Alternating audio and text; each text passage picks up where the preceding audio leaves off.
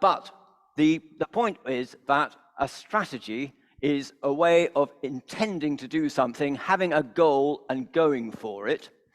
And the point about culture eating strategy for breakfast is that it points to the fact that people matter, relationships matter, and when someone has a bright idea and wants to do things better, that's a strategy, what you've got to do is take into account the people who are affected. And the goal that you have can only be achieved when you move the people with it. So culture eats strategy for breakfast. And I'd like to share with you some thoughts, though, about how that doesn't have to be the case. There are ways in which strategy can bite back. Strategy can bite back and win the day, and better things can happen despite the apathy of people who may be involved in change. And that can be a good thing.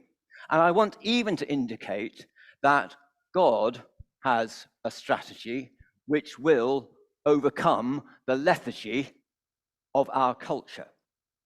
How we get there is a question for us all to ponder, but let me explain over the next few minutes how we might explore this together.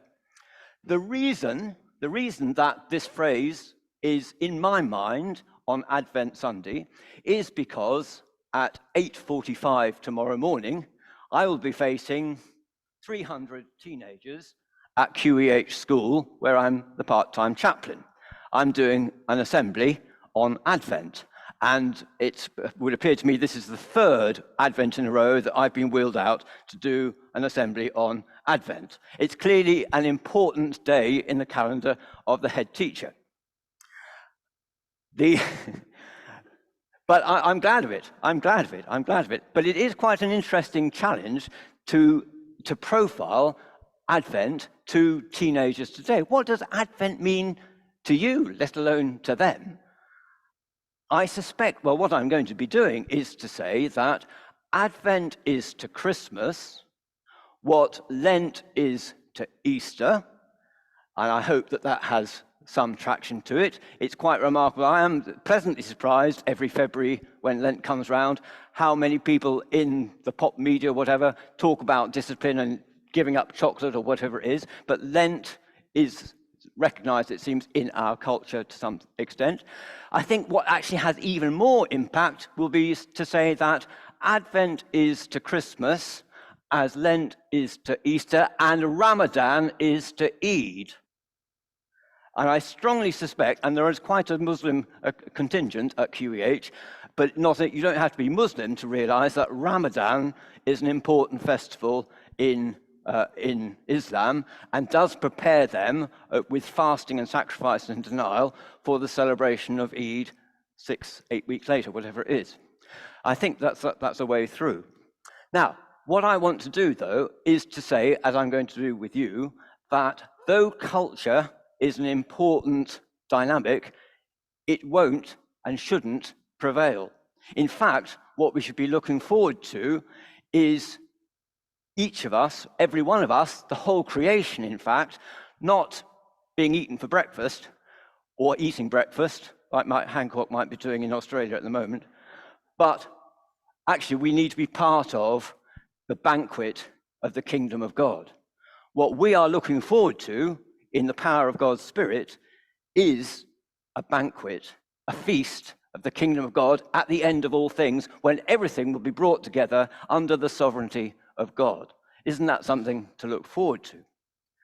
So, what I plan to do, I'm doing this assembly tomorrow to the sixth formers, and then on Friday to the junior school, years 7 to 10 of the school, is to point to the way in which it seems to me that in aspects of culture, strategy is nevertheless fighting back and playing an important part in these two instances in our world right now, right here. The first culture I want to point to is the culture of entertainment, which some analysts are helpfully noting has taken over the world of politics. Global politics has been adversely affected, people are saying, and I would agree with this, by the culture of entertainment. Think of the leaders in our world who are entertainers, whose excitement, whose charisma, whose charm has taken over any element of probity, integrity, and truth. Donald Trump, dare I say Boris Johnson. They seem to me to be entertainers who have enabled people through the culture of fun and, well, it's the dopamine hit, I think, that people get from just, what are they going to do next? The excitement. Oh, let's see what they're going to do next. The controversy that they create is exciting, and that, I believe, in part, is why they're so successful, and truth has been downplayed and ignored because of entertainment. But then we look at Ukraine. Think about Ukraine.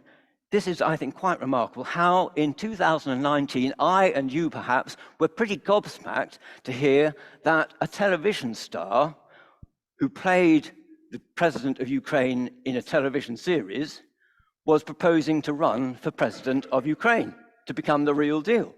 That looked ridiculous at the time.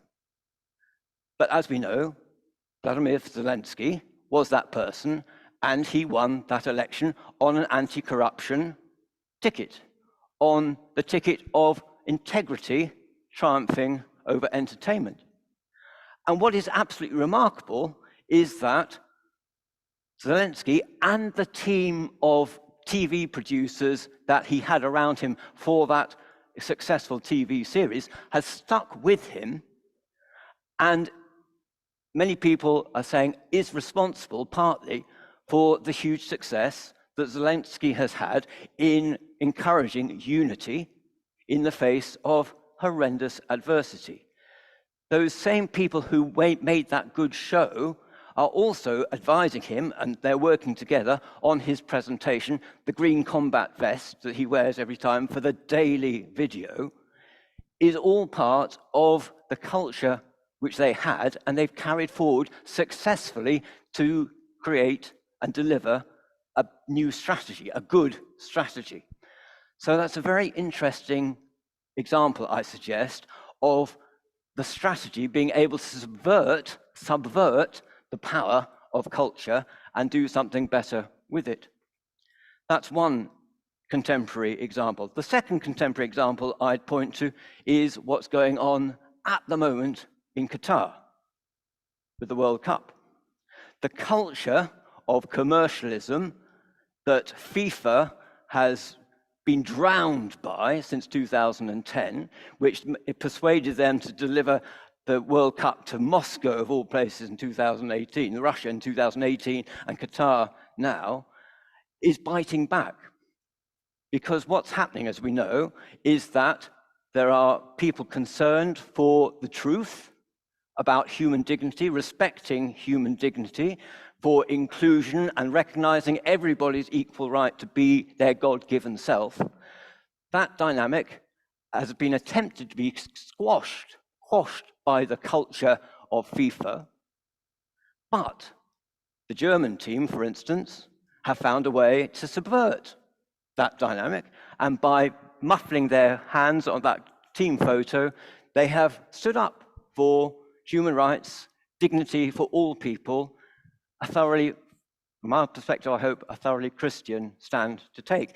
And the Iranian team, how brave were they in refusing to sing their national anthem? Again, standing up for human dignity and human rights. And I suggest that these are very interesting ways in which spirit-driven, as it were, strategy is triumphing over culture. Now, what's very interesting is how Christmas, that Advent is looking forward to, is actually an example of God taking culture seriously. The incarnation, surely, is God taking humanity so seriously that he becomes one of us. And you could say, well, that's very interesting. Does that mean that culture eats strategy for breakfast? That in fact that God is accepting that culture will triumph? Is that why God became human? I don't think so. I don't think so. It's all part of the subversion that God is into in relation to human beings, ourselves. Yes, God is saying, I accept your fallenness, but I'm not going to leave you fallen. I want to restore you to the fullness of life which Jesus himself exemplifies and offers. It's subversive. The whole thing is subversive. But God, I suggest, does have a strategy. That strategy is Jesus Christ for us to follow in his footsteps and to use such periods as Advent and Lent to deepen our faith, to deepen our relationship with God, and to be more aware and attentive to God's plan and strategy. And just to point ahead, in our Eucharistic prayer that we shall use throughout Advent, I was very interested to see at 8 o'clock this morning, and will be again today, later on, as we come to the Eucharistic prayer, this sentence: when he humbled himself to come among us in human flesh, Jesus fulfilled the plan you formed before the foundation of the world. So strategy, folks, is at the heart, God's strategy is at the heart of our Eucharistic prayer in Lent.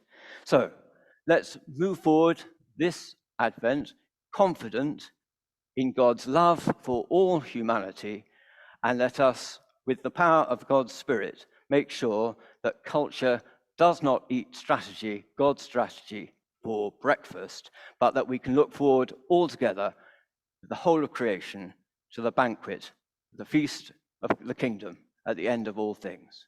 Amen.